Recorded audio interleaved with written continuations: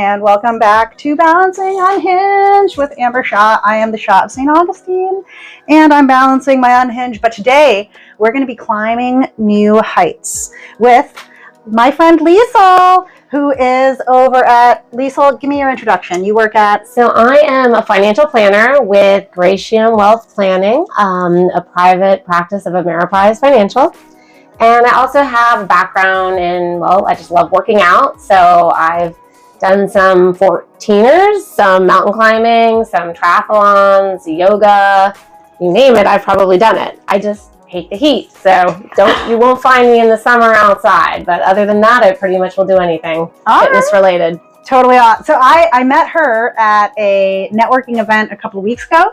Mm-hmm. And we just had some fun, and she has one of the most sparkliest business cards that I really love. So like, next time I make a business card, I'm going to hang on to yours. I love having them. It's got some subtle shimmer to it. I like it. Like Ameriprise's color is blue, but the business card is sort of like a vanilla-y kind of sparkly. Pearl. Yes, Pearl, with blue lettering, with a lot of lettering on there. We're very compliant over here with all our disclosures. She's so funny in our communications. She's like, let me see if I can do that. I was like, what are you talking about? Let me make sure I'm allowed to do the podcast first before I get myself in any kind of trouble here. I know. I lost my top secret clearance a long time ago. Don't worry. All right, but no, my sister almost. I think my sister had one. She had a secret clearance, so that was like a thing in our family. It was a little joke, yeah. Anyways, so she does stuff in tanks that we can't talk about. But anyways, what Liesel's going to talk with us about today is we've got, obviously, all we talk about is balancing and wellness and SAMHSA and the 8 dimensions of wellness and how that can reflect into your lifestyle and through all these things. Mm-hmm. So when I met Liesel, it was really interesting because we were talking about how I run all these different podcasts and events and talk about wellness. And she was like, oh my God, let me tell you about... and then she handed me her business card. It was funny because I was like, I don't need a financial advisor. And she's like, I love hiking. And I was like, oh shit, finally something interesting. Yes. So hiking is much more interesting. Yes. So we're going to talk about our balancing a career and the adventure of wellness through hiking. Yes. All right. Exactly. So can you just briefly explain how you incorporate the dimension of wellness into your life? So I think about balancing and wellness as, putting it all together. So you can't just focus on one aspect, whether it's, your financial well-being or your fitness and emotional well-being. You've got to hit all the boxes, which is really difficult as a mother. Like we kind of tend to get I think overwhelmed. We're trying to juggle a lot. We can feel guilty and none of that's good. And you can't also focus on your children, I think, so much that you lose, yourself. You still need to have your sense of purpose. You still need to take time out for yourself and your wellness to be able to help your children and to be a support for them. Because we've all experienced, I think, the burnout of getting overwhelmed or not getting enough exercise or not getting enough sleep. And then, we're at our kids and we just all of a sudden get angry when if we'd had a nice, calm, yoga filled day, we wouldn't be nearly that quick to lose our temper or what have you. So I always try to come back to if I get enough exercise, if I get enough sleep, I'm a much better person. If I get outside there's all these studies about being outside and being in nature, and that's so much more beneficial than being cooped up inside of an office environment all day. Yeah, you go touch some grass. Yes. Go touch grass. Yes. There was an interesting statistic actually in one of the classes that I took once where they said, statistically, did you know that the people that are the most likely to abuse a child are young single mothers with no support? I can, you can imagine you have no support, you have no outlet, you have no fucking break, right? You have no me time, no time to go take a hike, touch any grass, just changing diapers all day long. Of course, you're going to lose your shit. Yeah. So, us mountain ladies, we just need to take a fucking break. Mama needs a minute. For sure. Definitely. So you said you've done a bunch of 14, and so and I'm not sure if I told my audience yet, but I'm turning 40 this year, and what I decided to do this year is the fuck it 40. Let's go die on a mountain somewhere. I've decided that I'm going to go climb Pikes Peak, which I'm not a hiker at all. But I came across Miss Liesel right here that is an experienced hiker. So I was like, honestly, let's bring you on. Let's teach me about what I should expect when I'm expecting. She actually brought a bag full of shit here. Yeah. So I'm excited to check that out because honestly, I was talking to my friend being like, oh, maybe I'll get like a can of oxygen. And she was dead serious being like, I have oxygen. And I was like, oh my God, I didn't think I was going to need the oxygen. I'm going rogue. I don't think you need the oxygen. Woo! I don't know. She was, I mean, we were mostly kidding, but also, yeah. So I hope sell that, like a canister of oxygen, but I don't know. I thought that's like a newbie look. I don't know. I'll tell you my experience. It reminds me of that movie Spaceballs. You ever seen Spaceballs? They sold the oxygen in the beginning. Yeah. Oh, that's some good air right there. Oh, God. I loved it. Oh my God. You know, when I was little, I lived in Italy. My dad had a little bottle that was like a flask, and it said on it, a bottle of Cape Cod air. I opened it. You probably thought it was better than Italian air. You're like, I'm gonna get some fresh, like, relabel it next time. Bring it back to Cape Cod and be like, fresh Italian air for you. It's hilarious. So, anyways, back to you. Tell me. Okay, so I will tell you all. I do. I have 2 kids. I have 2 boys. They are 22 months apart. They are mine too. Oh my gosh! 22 months apart. Awesome. Yeah. Anyways, go ahead. One just turned 16, so he's about to get his driver's license. The other is about to turn 18 and go off to college. So since he just turned 16, the other one's still 17 for another month or so. Yes, okay, exactly. Fun. All right, cool. I know. I feel like when I say that they're 16, 17, people look at me like weird. But I'm always you said they were 2 years apart. And almost 18. Yeah. So for them, November to December, whatever. Oh, yeah. Yeah. So you got March to April? I've got March 14th and June 1st. March 14th, Pi Day. Yes, Pi Day. Fun. Mm-hmm. My friend Johanna's birthday is also on Pi Day. Happy birthday, Jo. Oh, yeah. And to your kids, too. So balancing how about you've been in finance for a while, too? So you've been working almost this whole time? Yes. Oh, yes. The whole time working in financial services since 97. Wow. And I'm a single mom, so I always am like, it's kind of unique that only I think about 20% of financial advisors are female, and I don't know that many of them were single moms. Probably even fewer single moms could probably make it work, right? But maybe pressure in a way is good if you don't have that second income. I don't know. I mean, it's not for everybody. I'm not going to judge anybody's choices, but I've made it work, so it's not impossible either. So it is insane. Yeah, that's amazing. I didn't know you were a single mom, actually. Yeah. All right, cool. That's awesome. So, and you're living it up in Ponte Vedra. Yep. She's in Ponte Vedra Beach. Yeah. All right. Yeah. So love that place. Did I tell you I used to be the manager at the Body 20 there? I think you did. Yes. Yeah. So I still do EMS now, and it's so fun. Awesome. I love it. So fun. But anyways, all right. And then we got wellness, we got hiking, we got motherhood. What else? We got finances. We got the finances under. You have your own financial advisor that works out of your company for you or something? So you're learning from the best? We are partnered. So basically, we formed kind of we're a private practice of Ameriprise. I was hired on about 3 years ago to partner with another advisor. So we usually do see clients together, and then I have some of my own clients as well. So it's a hybrid kind of. So hired on, came over from Wells Fargo's trust department. I had been there a long time, like 15 plus years. But that's a bit of a different animal. You cannot really bring those clients. Those clients have made Wells Fargo usually the corporate trustee for their account. So that's much different than a client that just wants investment help. That's somebody who the trust document says who the trustee should be. So it's pretty difficult to unwind that. So I wasn't going to be able to bring many clients with me to Ameriprise for that reason. So then just basically growing my own book of clients and working with other advisors with their clients. Oh my gosh. Yeah. Fun. Yep. So, and that's your full-time too? Or? Yep, full-time. Yeah? Mm-hmm. Wow. Yep. All right, cool. So tell me about a day in the life at work for you. So a day in the life at work. Monday through Friday. It could be a little bit, sometimes I'll do a weekend appointment if somebody absolutely can't do something, we can accommodate. But typically, it's pretty different every day, to be honest, depending on the type of client we're working with. We usually do a comprehensive financial plan with a client, which means taking a look at where you are. It's like if you go and are wanting to hire a trainer, they're going to first know where do you stand, in your exercise, your condition. Like we're going to do some metrics of like how much have you already saved, what is the goal to where you want to be? Is it for retirement or is it for, building a house, sending a kid to college, what is it? So we need to know what's the starting point and then what's the end point going to be. And very similar to like if you're going to have a goal with exercise or climbing a 14er, or very, very similar steps to get to that goal. So what was your first 14er?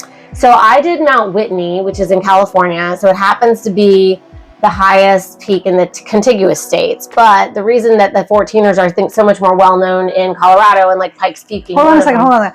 And again, I'm new to hiking. What's a 14er? It's 14 miles? Oh, sorry. Yes. Kilometers? Over 14,000 feet in the air. Vertically? 14,000, yes. Oh, yes. So then the mileage of the travel doesn't matter? It doesn't have anything to do with how many miles.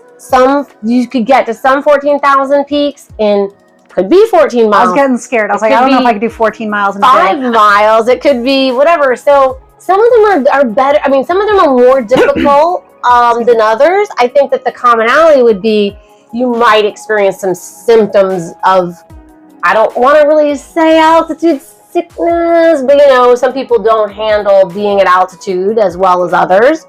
And what the general consensus is that you would want to go somewhere for maybe like a week prior to give yourself the best, chance to get used to that high of an altitude.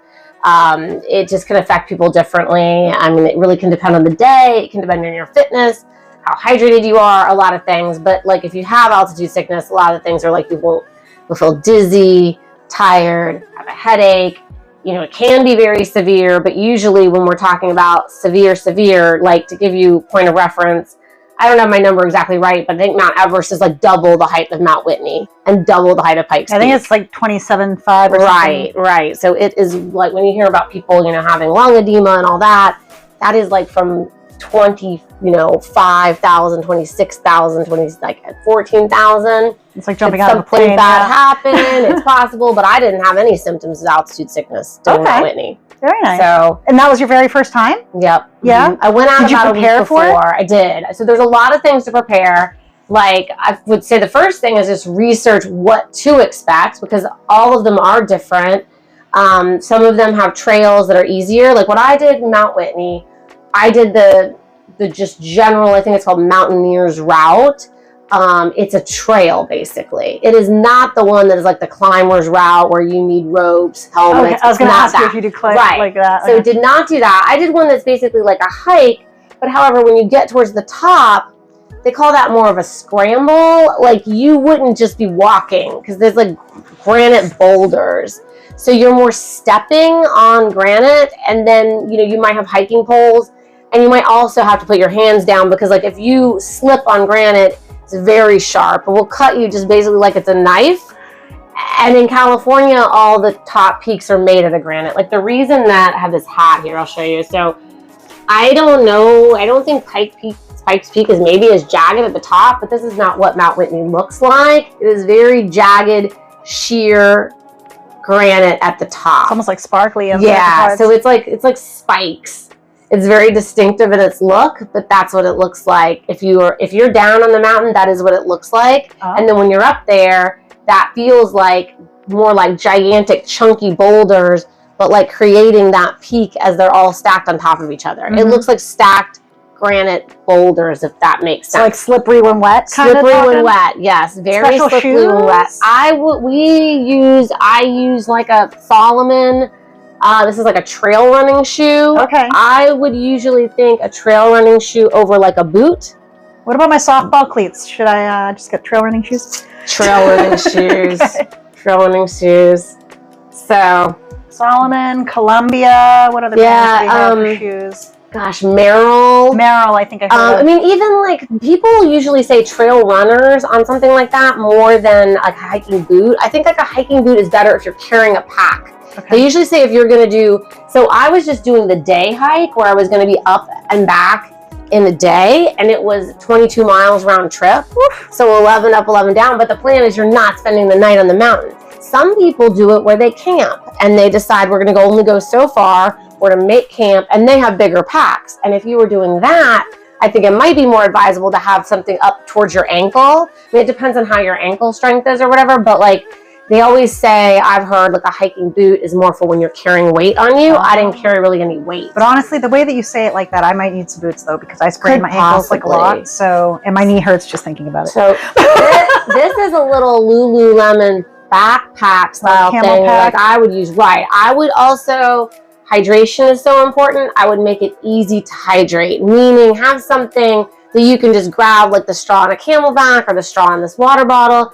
It's kind of going to be a pain to pull out like a big, water bottle out of your backpack like every time you want to sip of water. It's better to just be constantly sipping water because it's dry out there compared to our climate. So I just went to Vegas and got a nosebleed in the hotel. Exactly. I was like, what is happening? Very different. No, humidity sometimes. And the whole factor, and this is where, I'm not going to know the math exactly off the top of my head, but it's like for every so many feet in elevation, the temperature drops. So when I did Mount Whitney in California at the base, it might have been like 85 degrees. When we got to the top, there was hail. Oh, yes. Yeah, that's one of my concerns is honestly is what the temperature is going to be. We're going to go in July, so I figure hopefully it's going to be, pretty nice. And I went there the last 2 Julys, and it was balmy, really pretty nice. Well, I did Mount Whitney in July. Mount Whitney you have to do in the middle of the summer unless you want to experience snow. There's only about a month that it's snow-free on the trail. You can literally still see snow other parts, even in July when I did it. Yeah. So one of the things I would advise to do is talk to like the local climbing stores and people locally about what the weather conditions are. Because thank God someone warned me that they had hailstorms. I mean, I knew it could be cold at the top. I knew it could be below 30. But that hail, I would not have expected. And so I also went and got like a very, very good, this is Solomon too. Yeah. More of like a waterproof, not just like a water resistant shell. Because these are so good if it's windy and you can have other layers. Like this is not thick or anything, but you want to have this probably in your pack or some kind of poncho if it gets rainy. And also some of the backpacks, this doesn't have it, but some of the backpacks come with their own little poncho. I've seen them. They pop right out. Yeah, pretty cool. Those are neat too if you really expect it to kind of be wacky with the weather. So, yep. Yeah, always be expecting the worst. Yes, be prepared is the key. And like have extra food. I think Pikes Peak is a little bit more, they can get you off a little bit more easily, I believe. Mount Whitney, you'd be coming off in a helicopter if you were injured in certain sections. That's kind of my life goal. Yeah. I know. I like stories, man. I like stories. That would be crazy. Remember that time? No, I don't. I don't like the idea of when I've seen, rescues like over the water and someone's like climbing up on like a ladder. I don't like that. Well, then you see the funny movie where the guy's getting airlifted and then he goes bam, bam, bam. Like that would totally. I don't like that. Yeah. I don't want that to be. So what do you do with your kids when you're hiking? My kids were with their dad on that trip, or with like my mom. My mom helps out. My dad and I did that. Get it when you can, right? Yes. Your dad goes with you? Oh, that's yes, cool. My dad is a big runner, hiker. But I mean, you gotta have family support too. That's the thing. And I think it like takes a village if you are, maybe if you're a single parent or just if you need help, like find another mom that you can trade off with or something. Because I think everybody is going to be cool with that. It's like, hey, if you'll watch my kids in this hours that I have some activities are just solo activities. I would have never brought my kids on that hike. They would have been miserable. And I would have been That's why I had to ask. That they might have gotten injured or something. There's places in Mount Whitney where it's like a sheer drop off of a cliff. I mean, I don't know that, I don't know at what age that's safe, but it's not even safe at some ages, right? So, I mean, there are these hiking twins on Instagram. Your dad's like 70. He's like, I'm going to go with you. But they scare me. Like those hiking twins on Instagram, if I was their parent, I'm not brave enough for that. But I'm a Florida mom. I think those parents like live in Colorado and those kids grew up with it. I wouldn't have felt comfortable having my kids on that hike. I would have been like, God, if they fell, ugh. My kids ride their scooter around the HOA. I'm like, come back in 5 minutes. Right. Yeah. It's a real deal. It's scary. It's crazy. So where do your parents live? They live in Ocala, Central Florida. That's where I grew up. That's where I went to high school. It's, to me, it felt like a small town. I wanted to get somewhere bigger. I went to college in Baltimore, and then I moved back to Jacksonville, and then moved to Ponte Vedra in 2021. Oh, wow. All right. I moved here in 2021 also. Oh, cool. Yep. Fun. Very excited. So, what got you into finance, though? Well, so it's funny because I thought I wanted to do like event planning. What did you After college, I went to college for international relations as my undergrad. Okay. And I thought I always wanted to do a lot of traveling. The path at Johns Hopkins in international relations is a lot of times to be a diplomat. But I don't know. I wanted to like pick where I wanted to travel to, whereas the foreign service is more like the military. Maybe you have some say, but you're not going to get to choose that, where you're going. And I decided maybe that wasn't for me, and also would be very difficult raising a family probably as a diplomat. People do it, but I don't know. It just seemed like difficult. So I was kind of like not totally decided what I wanted to do. I had done a little bit of event planning, PR work, whatever. I also didn't have a job lined up quite after college, but I got an internship at Legg Mason, which is in Baltimore, full services, financial services firm back then. And then I got a job in the annuity and insurance department and was there a couple of years, then decided I wanted to branch out. I was a financial advisor for a few years. Then I went back and was with the trust department. And then after my kids were older, I decided, okay, now I have more time again. I'm going to go back to the brokerage financial advisor side of things where, now in the evenings, I sometimes do go to networking events and what have you, but my kids are now able to stay home alone. They're at that age where it's a little easier on me. When your kids are young, it's harder to have that job where you have to do networking or things in the evening. Indeed. So you like it? You're going to stick with it forever? Is it forever job, or you got, what are your plans financially? Excuse me, I think it is my forever job. So the reason I like it is a lot about helping someone achieve their financial goals. So it's a lot about asking, questions about what's important to you, what is it that you're working towards, and then like getting a plan of like small steps to achieve that long-term goal. Because I think that people can get derailed or discouraged because it's not a linear thing when you invest in the market. It's going to have its ups and downs. So you can't just say, I'm going to put $100 away every month and I'll absolutely certainly have this dollar when I retire. You have to make some assumptions. You have to be prepared for some uncertainty. And that's a lot like climbing the mountain. You got to have the contingency plans. It's like if you got stuck up on the mountain overnight, would you have enough food or would you not? If the market corrects, would you have enough money to retire or would you not? So it's those kinds of things like, maybe like building a worst case scenario, best case scenario. Maybe it'll probably be somewhere in the middle, but at least you're prepared either way. So what kind of moves have you been seeing people making recently? Anything? So I would say it depends on the age of our clients, and sometimes it depends on their level of optimism of what's going to, shake out here. We know that the market doesn't like uncertainty, and there's been a lot of uncertainty with the tariffs. So that is what has caused a lot of the turbulence in the market.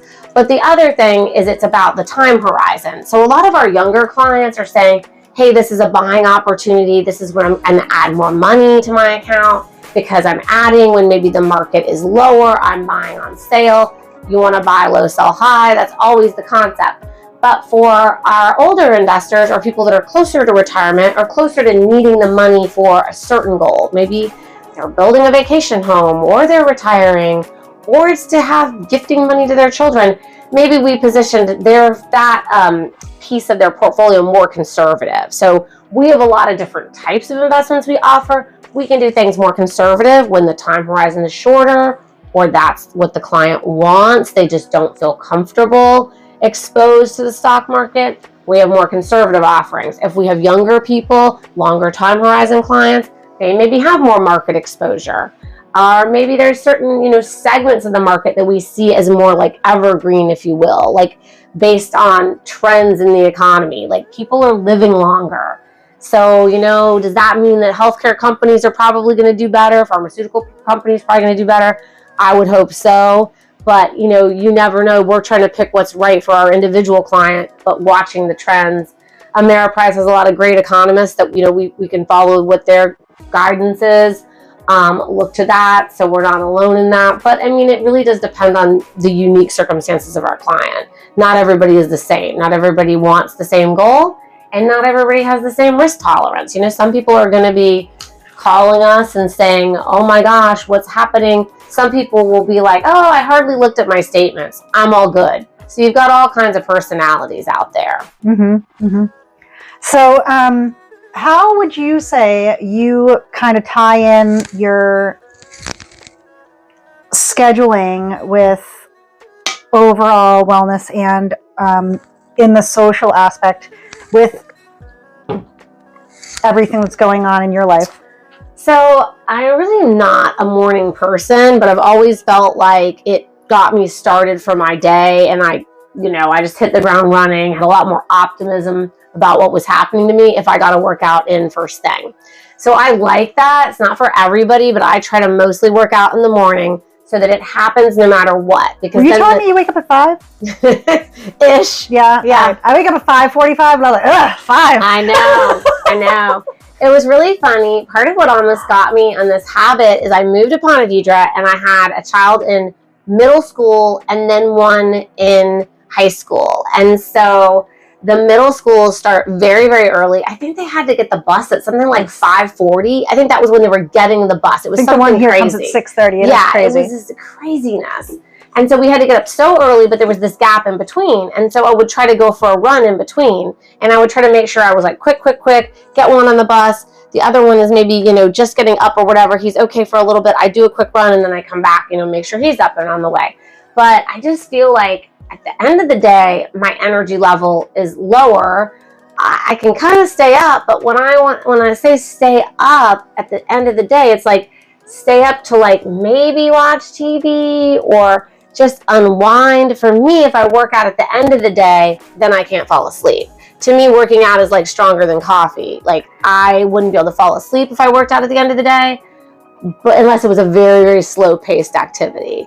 But running, hot yoga, all triathlon training, all the things I like to do, they kind of make you awake. And so they kind of like rev up everything. They rev up your metabolism. So I don't know that they're the best to do in the evening. But if you want like a slower paced yoga, nidra kind of thing, that's really great in the evening, I find. Yeah. I do yoga nidra a lot because I have a couple of them on my phone. So I do it almost every night when I have trouble sleeping. It just pretty much puts me to sleep. Or I don't sleep, and then you just feel like you got sleep. Right. That's the whole point. That's true. That's what I feel like the hack is with that yoga nidra. Like supposedly like 20 minutes equals like 2 hours or something. And that's awesome. Yep. 1 hour is like 3 hours, they say. Yes. Yep. How do you manage your financial stress? Like, I bet you do have a little bit of financial stress, perhaps, maybe, sometimes. So managing financial stress, I think that it's more about looking at the big picture, because like day to day, do make sure that bills get paid and what have you. I think it's easy to set things up on an automatic pay and auto pay when you're a busy working parent, because I feel like otherwise things would slip through the cracks. Auto pay is amazing. I don't know how people did not do auto pay. But I've got to say, in the past, people didn't have as many bills. No, it's true. Right? Sometimes we're probably pushing, like, all these subscription services. I know it can get a little out of hand because you're just like, what am I even paying for anymore? I've not used it, but I know there's apps that will basically tell you, like, all of what you're paying. I get these ads for these people trying to bet people $100. I bet you don't know what apps you're paying for right now. No, it's so true. And then it's hard to remember to, like, turn things off. Like, if my kids want to watch a certain show and I get a subscription to that network you have to get Peacock. You have to get Hulu. You've got to get Apple And I'm like, Plus. okay, but then you're like, I might need to remember to stop it once they've binge watch the show or whatever, and then you remember. I get sucked into LinkedIn Premium all the time. They go, we're going to give you a 1 month free. Yep. And then my husband goes, did you know you just paid $90 for LinkedIn? I'm like, shit. I forgot to cancel it. Exactly. But then I'm like, so true. And then you're like, I literally put things in my phone for like calendar. Don't forget to cancel this. Is the last day of the free trial of this thing. Right. Last day of free trial. Last day of interest free or whatever it is financing. You got to watch all these things. I just had a thing in my phone. It said today, it said like next month, the 2-year warranty on the battery that I got from AAA is about to expire. I'm like, I totaled that car last year. I don't even have the car anymore, but it was in there. That was important to know to get that warranty. That's the thing. There's like so many things, right? And you have to start the more things you're juggling, the more you can't rely on just your memory. You've got to write it down, or you got to have hacks or whatever. I think I had it on my calendar. It was really funny. I had it literally on my calendar to learn a new hack. Like once a month, I calendared learning about the hacks because I was Note like, to self, for Christmas, get Liesel a hack calendar. I need to gain efficiency. Every day she's going to get a new hack. In some way. I know. I'm like, when's your birthday? November 4th. Oh my God, it's the day before my dad. Oh. I think it's election day. I don't know. Something's election day. So, all right. If it's on a Tuesday, Scorpio, are ya? Yes, Scorpio. All right. Crazy. I know. I feel like that lines up with me. I don't know. I don't know. It's kind of funny. I'm like, I'm not really sure how that would, Well, I guess the hiking thing kind of aligns with like the loner thing. Yeah, being independent. My dad's literally a twin, and I'm like, who was your best friend growing up? And he's like, nobody. Oh, wow. I'm like, what about Dana? And he's like, I tied him to a bed, and he almost died. I'm like, cool, daddy. Oh, my God. Well, I'm an only child, too, and I feel like only children have to be independent, so it's like, maybe, it's just like, I don't know, it's a thing, maybe. Yeah, that's why you got that fuck you money that we were talking about. You're like, fuck you and everything. That's my whole life was just bound to be like, fuck all y'all. Yeah. All right, but what inspired you to climb Mount Whitney? I'm like, I'm turning 40. I just want to die now. I don't know. So, I mean, okay, and it is funny. You don't have to tell me how old you are. I already know, but anyways. No, it is funny about bailing out. We'll talk about that too. But so my father wanted to climb Mount Whitney, and my father, I think it's great to be someone who's an inspiration. His name is Chuck. So his name is Chuck Savage. He is done. My buddy Chuck is. I'm going to go see Chuck in California. Cool. Anyway. Ah, so cool. He's done a bunch of marathons, a bunch of things. He wanted to hike Mount Whitney. Mount Whitney is different than Pikes Peak because did you have to get a permit or anything? I don't know. Okay, so Mount Whitney, you have to also get a permit. I'm just going to show up and hopefully I don't get arrested. Yeah, I don't think that Pikes Peak is like that at all. Some of these hikes are on land where they only allow so many people. And so you have to apply to get a permit to hike it through a lottery. So it takes a lot more planning too. And then they're going to tell you, okay, you're allowed to go in this time, and then it's literally for that time. But a lot of the ones in Colorado, that's why they're more popular, honestly. It's not so much a hurdle to just go and hike it whenever you want. Like Mount Whitney. There are fewer people going to Colorado than California. I don't even know why it is. Maybe you're right. Maybe it's because this is not that far from LA. It's drivable from LA. That's a major hub, so maybe they just wanted to limit. They didn't want all the people. I mean, the idea was that they had so many people on the trail, it would just get trashed or whatever. And Mount Whitney is also stricter. I don't know which rules they follow in Colorado, but you supposedly are supposed to carry out all of your own waste. So I would say, but it's the same. Drink a bunch of coffee, go to the bathroom, bring a shovel. They don't. It's like some of them, they want you shovel. Mount Whitney has these bags, and what they do is you're supposed. It's like when my kids were little, you could get a porta potty, put a bag in it. Yes. A bag, and then the bag has some chemical that I don't even know what it does. Supposedly, I guess it makes it not crystallizes and not smell so bad. I just was determined. I was just determined not to have to use it, Yeah. But that can happen. So they give you those at the start of the trail. They provide them. But they will look for your permit. They could look for your bag. I really didn't see park rangers, but they can do all that. And then Mount Whitney is kind of unique in that there's a couple trails that intersect each other. Like I was starting from the Whitney portal, going to the top and then back. But there's also a John Muir trail that links up to that Mount Whitney trail towards the peak. And so some people will be coming on this John Muir Wilderness Trail, coming up the backside of Mount Whitney and connecting up, and then you can summit that motherfuckers. way. I don't even know if it's shorter. Actually, I don't know. No, it's cool. It just kind of reminds me. My trip, my friend was like, we could start at the bottom or go to the top. We could start in the middle and go to the top. Yes. And I was like, let's start at the middle. Yes, there's I'm lazy. That you can start. Yeah. Well, I mean, it is about it's going to be harder towards the top. It's almost universally going to get steeper. I want to get to the top. So I say it's not bad to start in the middle. Do you train for it too? Like, what do you do? So this was the cool thing. I had some friends that were like, if you've got goals or whatever, our trainer is great. So I worked out with a personal trainer. Her name is Shannon Hoy. She's at Focus Fitness, Jax Beach. But basically, I told my trainer, this is my goal. It's just like we would with a financial plan. It's like, this is the goal. My goal is to not make it. I got to make it to the summit. My goal is to make it. So, what do I need to do to train to get there when, we don't have elevation? and we don't have as technical a trails. So, I mean, I knew obviously the common sense of like, you know, maybe go and do a little bit of practice hiking on the Appalachian Trail that's closer, or, you know, go out there earlier and do a little bit of hiking prior. But with my trainer, what we focused on was, so I had run like most of my life, but running is like back and forth forward. It's not the same. Hiking, you got to step over limbs, maybe rocks, you know, you're always looking at where your feet are falling. So it's a lot more side to side. So we did a lot of things that were like sideways motion with weights involved, because the only thing that can maybe simulate a steep incline is having weight on you. So like I had a weighted vest when I walked some, I went over bridges quite a bit, I did stepping up, I did like the stair stepper, or, you know, you can do like a Stairmaster, but I like the one where it actually is like a rotating conveyor belt and you're actually walking up steps. I think that's better, because Mount Whitney has a famous area that's like, I think it is called the steps, or no, it's maybe the traverses. Anyway, there's supposed to be switchbacks, sorry. There's supposed to be 99 switchbacks. It's a very steep section where you basically go like this.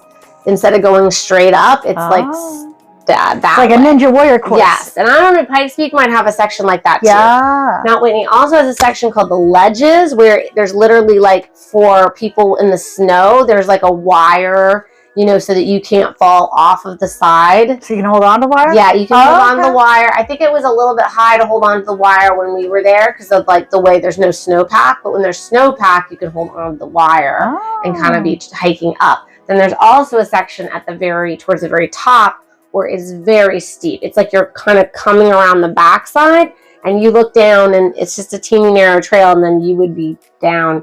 But Pikes Peak, my father has done.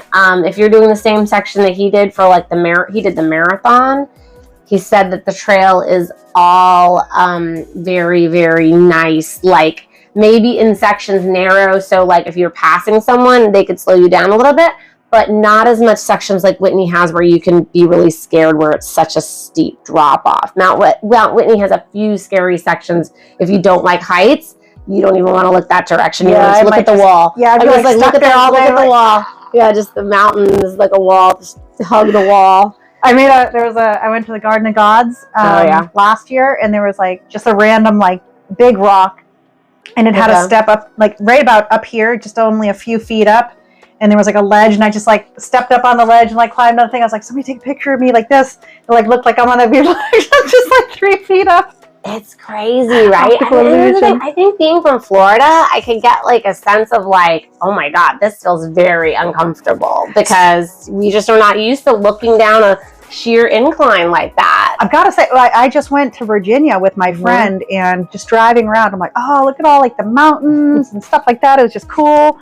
And I was trying to pull it up actually. So you know what I did? I'm actually a NASM personal trainer myself. And I consulted with ChatGPT to create a training program for myself for this. And I'm trying to find it, but it takes a little bit. So I'm going to stop looking for it now. You find it, but I'll tell you about Facebook. I'm sort of skeptical about like things on, you know, posting. Like people love to tell you what you can't do on Facebook. They also love to tell you, you know, like things that they wouldn't say to your face. Oh yeah. So I was on these Facebook chat groups, keyboard trolls, saying like, you know, oh, you know, I'm trying to be on here to like gather information about hiking Mount Whitney. And I think someone asked me like, where are you coming from? Where are you traveling from? Jacksonville, Florida. You can't do that. You can't like climb a mountain if you live at sea level. I'm like, that's not good information. Thank you for your constructive feedback. Right. So helpful. I mean, you can do it. You just maybe need to understand what's involved. Understand if you have any limitations. Understand that, you know, like I said, it's like the big thing is the climate is going to change. We don't have any elevation here in Florida. So we don't have a big climate change. So I had a thought. I was like, if I was going to do elevation training in Florida, how could I do that? What if I just breathed in all of my exhales or something like into a plastic bag or a paper bag? I don't mean like, but I was like, honestly, like miniature auto asphyxiation, but you know what I'm saying? Just like decrease my own oxygen. I know that they make a mask. There's got to be. That is supposed I'm to saying, I simulate think that. I've seen all that stuff, and I bet I can make one out of a paper bag or something. You know what I mean? Like go on the treadmill, run a few miles. Maybe you can. I think compressing your, or like wearing some of those you know, you have all those old cloth masks. It's hard to breathe through those motherfucking things. You know, people, but people like I remember back in the pandemia, they're like, oh, this guy's going to the gym and running like with his mask on and then puncturing his lung. You know, like your lungs crying so hard it actually punctures your own lung. I'm like, so I don't want to do that. That is crazy. You know, I'm a reasonable, crazy person looking for a safety level. Right. But you know what I mean? would think like wearing the weighted vest, incline training with the weighted vest on, because it makes you feel like you're kind of like constricted. You might be right. You know, I think it's funny because there's different ways that you're constricted. You're constricted even even really from tight sports bra. You're constricted even from like bending over into like a ball. Like, you know how like if you're on like a triathlon bike and you're on the aero bars and you're like way down like that and your shoulders are like narrow, you're constricted too. Oh. Yeah, I'm just saying, we just block How about the air a straight jacket? Yeah. I'm literally thinking about like that movie Now and Then where the Christina Ricci, she like taped up her whole boobs like with duct tape. Like, I need to watch this now. Oh my god, it was like a kids movie. Oh my god. And then like one of the characters, she like was trying to get her boobs bigger, so she like literally put like pudding in blue. She's like, I got a great idea. The Jello was too jiggly. The pudding is a better consistency. Oh my god, don't tell my daughter. Probably a big mess. I don't even know what kids would probably do now. Yeah, I can only imagine if they saw like a picture of a breast implant that they'd be like, let's just put pudding in like a Ziploc bag and put it up there. I mean, well, and a lot of these like sports bras anyways have that like weird little thing that goes inside for that little dillies. You can just put more stuff in there. Who cares? And you got like the Miraculous or the Miracle. I forget. Victoria's Secret. Add 2 cup sizes. It is insane. Honestly, I'm a freaking D up in here. I bet you're pretty close, right? Crazy. And then, dude, they got the Miraculous bra. Those things are just punching me in the face. I'm like, oh my god, I tried it on. I'm like, some are crazy, but you're not gonna be like running around in there. I prefer to like have something like just tight and not like move around a lot. I'm like, I just need my bad boys to stay in. They just keep falling out. I'm getting saggy. I'm turning into beanbags over here. Getting stuck to myself these days. Oh my god! But there's a fix for everything. Every med spa will tell you there's a fix for all this. I want to look into laser skin tightening. Have you heard about laser skin tightening? I'm very interested in finding out where if you know any places I do know places there. Yes. Oh, let's talk about that later. Yes. Back to this though. All right. So social wellness. What do you do for fun? Oh, for fun, with people. Okay, for networking events. Networking. So for work, for fun, like networking events in the evening, music things. What kind of music things? Music festivals usually. Music festivals. What kind of music festivals you go to lately? Alternative. So I went to Bourbon and Beyond last September. So I haven't been to like a multiple Where's day. that? Like Nashville? That is Louisville. Okay. So I did Bourbon and Beyond. I did Shaky Knees in Atlanta a few years ago. Those are always super fun. Okay. I'm like Coachella's right now. Well, that's good. You see everything at those festivals. That's what I love about it. I thought that the festival in Louisville was a little bit more towards like folk, alternative. I mean, it was all a mix because there were 2 stages. But that you didn't see as much crazy outfits, I didn't think. At Shaky Knees in Atlanta, that was in like May. I did that like a few years ago. You saw everything. That's like Atlanta. Everything. Oh yeah. All kinds of fun stuff. So probably more like Coachella would be. Yeah. Okay. All right. Good time. So will you have anything coming up?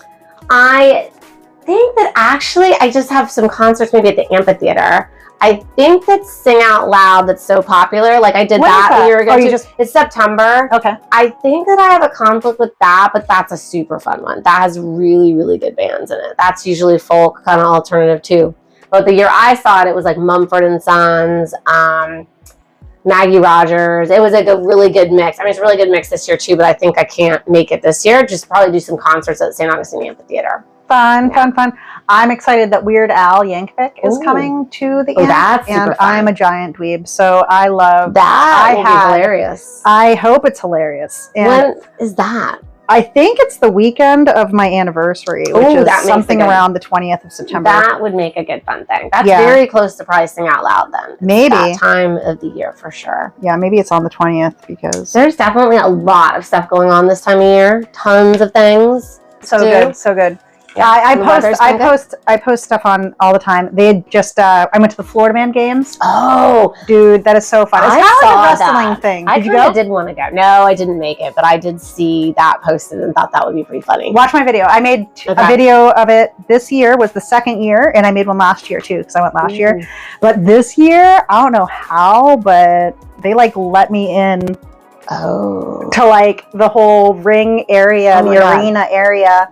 And let me video from there. It was like so funny because I had like my little microphone. That's so I was pretty like, I cool. wonder if they like thought something. That's awesome. They thought you were VIP. They just knew. They just knew. You just are meant to be there. Well, one of my neighbors turned out to be one of the ticket people. Yeah, and she was like, "Oh, you're here," and I'm like, "Yeah, finally." We should make a video of like yoga fails, like because what I was going to say is about you. Also, with some of these things, you have to be willing to fail and look silly and know that failure is an option at Mount Whitney. I'll tell you why.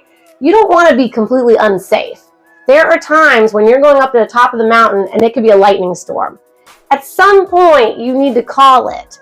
At some point, if it's dipping below and you think you're about to have frostbite, you need to call it. Like, you can't always be the hero and say, there's always going to be another day on the mountain. There is some limit that I don't think you want to push beyond when it's like your life is on the line, if we're doing this for fun. We're not trying to rescue somebody. We're not medevacing someone out that's about to bleed out. We're just doing this to like have a great experience and, have a challenge. So at some point you need to bail, but yoga too, there's some things you want to try to do in yoga, but there's some things maybe, you can't quite do. Your fitness level doesn't let you, your flexibility doesn't let you.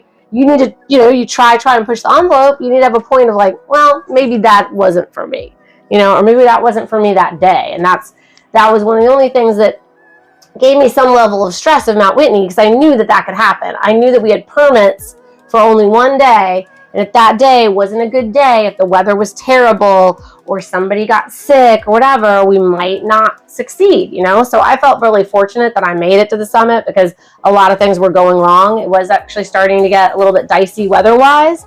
That's why usually on the mountains you want to start very, very early and be able to get to the summit where you're in time to get down before the storms come in. But that's something where you got to talk to like the local guide shop and they'll probably tell you. The other thing to do is if you are uncomfortable about it, there's groups that will take you up. And then you have a much higher level of confidence of like, okay, I'm with sort of a leader of this group that's going to tell me what is safe to do and what's not safe to do if I don't want to do all my own research. It's kind of like, do you want to like invest yourself or do you want to hire an advisor? It's a path I don't say it's one size fits all. It's whatever is appropriate for you. Do you have time to research? Do your training? Do it. Do you have time to research the market? Or is your time more valuable doing something else, like doing whatever you enjoy or doing whatever your primary business is, Like if you're, I don't know, an example of, we have a lot of clients that maybe they're more mechanically inclined. Their thing is like building a house or putting a roof on or wiring a house. You know what I mean? They're not like probably going to be the same person that wants to do a bunch of reading, research on the stock market. It's just like, are you outside doing, or are you researching, reading, every mix of both. Mm-hmm. But that's so funny. That's just like my father-in-law right now. And he retired a year or two ago. I can't remember, 2 years ago. But he's a contractor. He's a carpenter. He's a builder. Yeah, and now that he's fun employed and retired, he was here snowbirding and day trading. Oh my God, my husband was terrified because honestly, my husband used to have a Series 7 or whatever it was. Yes. Like he worked on Wall Street for a while, so that's why I let him do all our stuff, whatever, until I can't trust him anymore.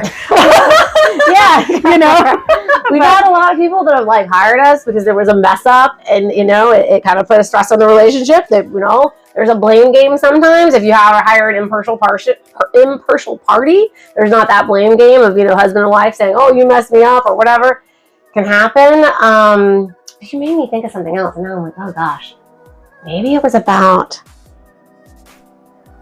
Oh, I didn't even mention sort of my specialty thing is, so I'm a certified financial planner, but I have a certified divorce financial analyst designation. All right. So being a single mom, I especially help people that it's like you've sort of been knocked down a little. You have to build back up. You already had a financial sort of hardship of now you've got like less income in your household, or you had to, give up some assets because we got to divide those. So you're sort of starting from not exactly even, you know what I mean? Like it almost be like someone very, very young starting, because there might be sort of a starting over if you experience Like a divorce. Yeah, totally. Or it could be, it could be like a lot of things. It could be like you had a bad car accident, you have all these medical bills. It could be like something sort of knocked you down financially. It's like now we got to recoup. I mean, life is like that, but some people have had bigger sort of knockdowns than others, Some people, if they haven't had a lot of hardships, they've been able to just build incrementally up.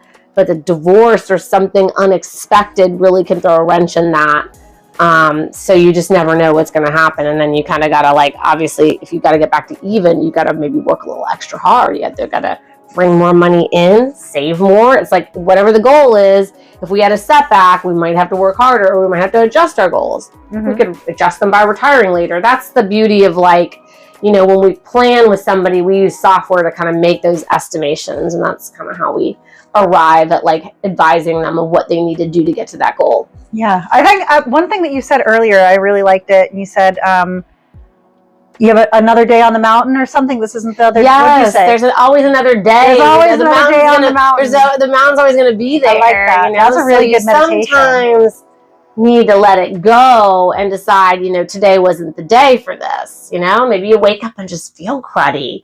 That's not the day. Maybe you're gonna. No, because I'm the kind of 22 psycho that miles can't let that and kind of thing go. I'm like, God damn it. Well, sometimes I think you have to. That's also why they say the buddy system of maybe another person to check each other, to say don't go out in the ocean alone. Don't go try to climb a 14,000 peak alone. And then your buddy is there to be like, hey. Maybe that's not a great idea. I'm not feeling good at all, and maybe but there will be other people. Say you're doing Pikes Peak. Really, people are cool that are climbing mountains. Say somebody had a problem. I mean, I personally feel comfortable with if somebody had a problem, I'm not going to leave them alone wherever. But if they're with people that maybe are a little bit slower, and then you want to go a little faster, and then you link up with people that want to go a little faster, as long as there's always an agreement that we're going to stay together in our groups, we're not going to ever leave anyone alone. Because there's such horror stories of people getting left alone. This is the thing. Everybody thinks everything will go according to plan, but there's sometimes stories where someone's left alone. They seemed okay, but then all of a sudden the altitude maybe was getting to them, or it got very, very cold. All those things can make you disoriented. There are stories where it got dark, people got disoriented, then maybe all of a sudden they tripped and fell, and then it's 5 things have gone wrong, and all of a sudden they're at risk if no one can find them of getting hypothermia and dying. Up Pikes Peak without a candle. Yeah, exactly. It's that might not happen every time of the year. I don't know that you would get hypothermia and die in July. It's theoretically possible. But if you're on the fringe of doing it when it's a little colder and not having the right gear, it could happen. I mean, this is kind of like the gear I had for Mount Whitney. It was, like I said, hot at the bottom in July when I did it. As I'm going up, it's getting colder.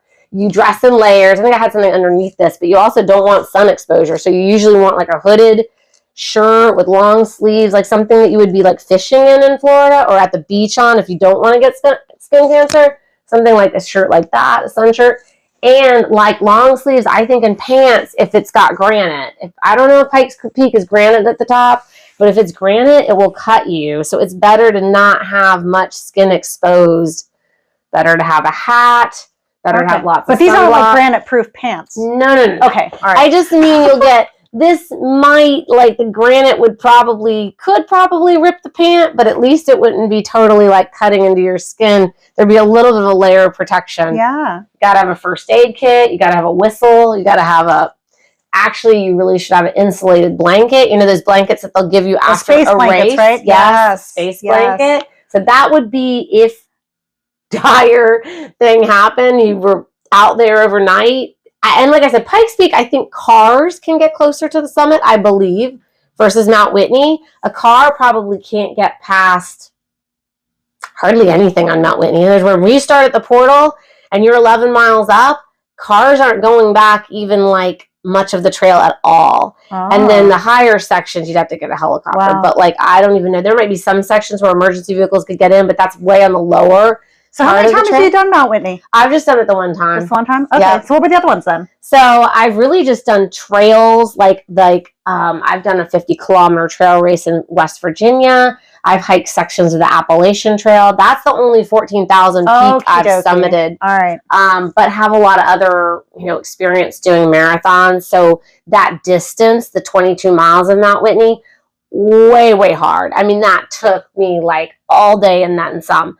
But I've done a lot of marathons. It's 26 miles. Most of them, though, have been on like pavement. Yeah. So it's like night and day difference. Chicago, whatever. Yeah, everybody can come and get you if you're having a bad day. You weren't able to finish. People can get you. You can get water or whatever. So what's next? So next, the very next thing I'm signed up for is you're gonna laugh because it's so different. A 1 mile beach run this weekend.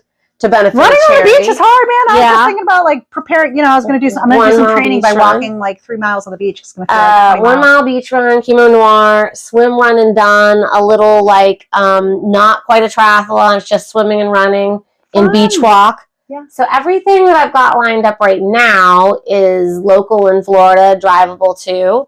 But I do need to probably put something on the calendar for a bigger look adventure. Forward to something, live the dream and stuff. You know what I mean? Maybe I'll just show up and do Pikes Peak with you. You should, dude. It is. I'm open. I'll send you the address. I'll send you the dates.